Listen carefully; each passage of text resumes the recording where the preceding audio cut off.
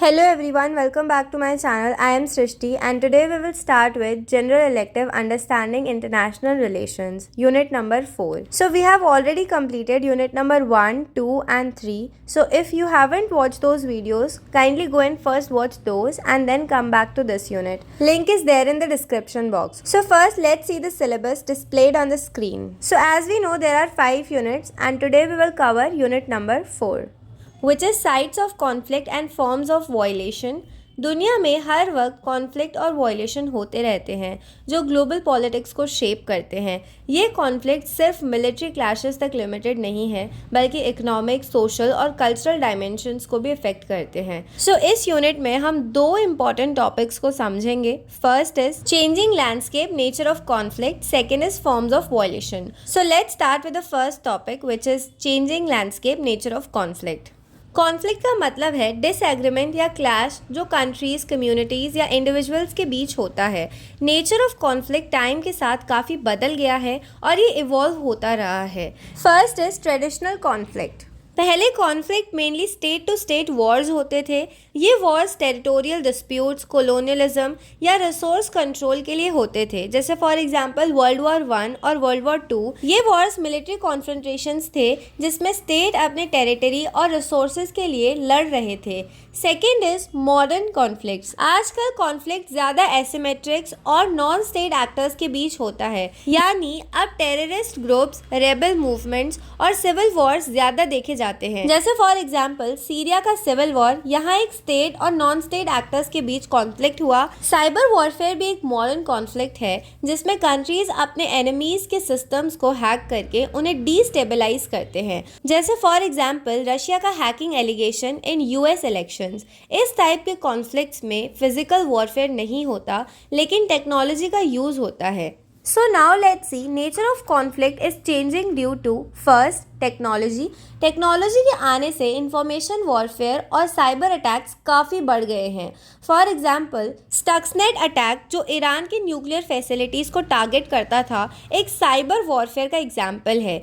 Second, globalisation. Global interconnectedness की वजह से कॉन्फ्लिक्ट्स का स्कोप बढ़ गया है और अब ये क्रॉस बॉर्डर इश्यूज बन गए हैं। फॉर एग्जाम्पल टेररिज्म एक ऐसी थ्रेट है जो दुनिया के हर कोने को अफेक्ट कर सकती है। Third, non state actors. आजकल टेररिस्ट ऑर्गेनाइजेशंस, रेबल ग्रुप्स और एनजीओज भी ग्लोबल कॉन्फ्लिक्ट्स का पार्ट बन चुके हैं। Now let's see forms of violence. Violence के कई फॉर्म्स हैं जो डायरेक्ट और इनडायरेक्ट दोनों हो सकते हैं। वायलेंस सिर्फ फिजिकल नहीं होता बल्कि साइकोलॉजिकल और स्ट्रक्चरल भी हो सकता है। So first type is physical violence. ये डायरेक्ट वायलेंस होता है जो पीपल को फिजिकली हार्म करता है।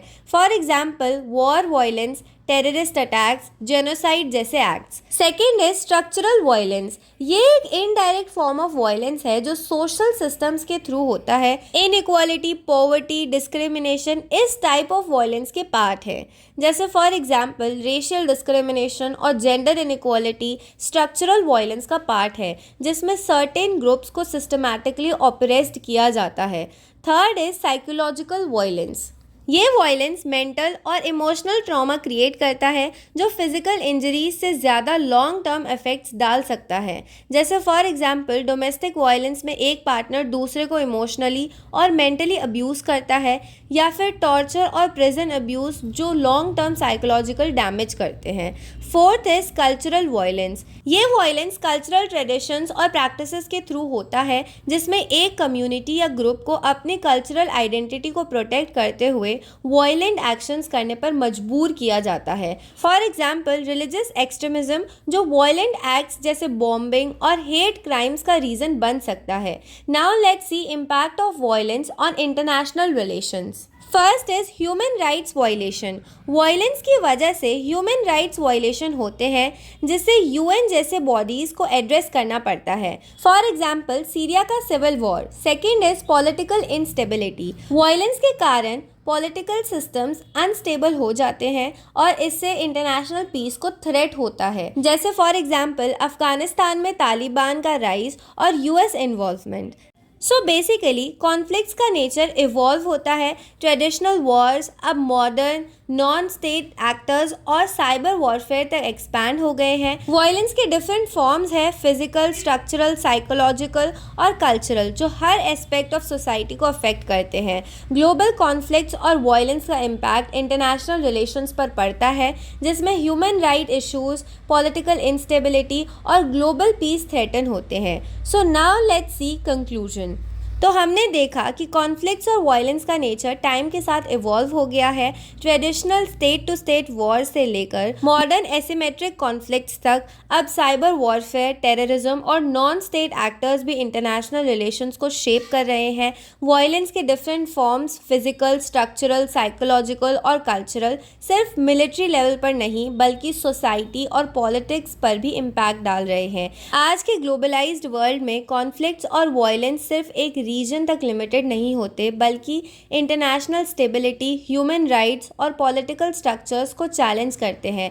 इसीलिए इनको समझना और सॉल्यूशंस ढूंढना क्रूशियल है फॉर ग्लोबल पीस और security. So this was our unit number 4 of our GE understanding international relations. I hope आपको सारी की सारी चीज़ें अच्छे से क्लियर हो गई होंगी। If you have any doubts feel free to ask me in the comment box. I will reply you as soon as possible. Thank you so much for watching and don't forget to subscribe to my channel.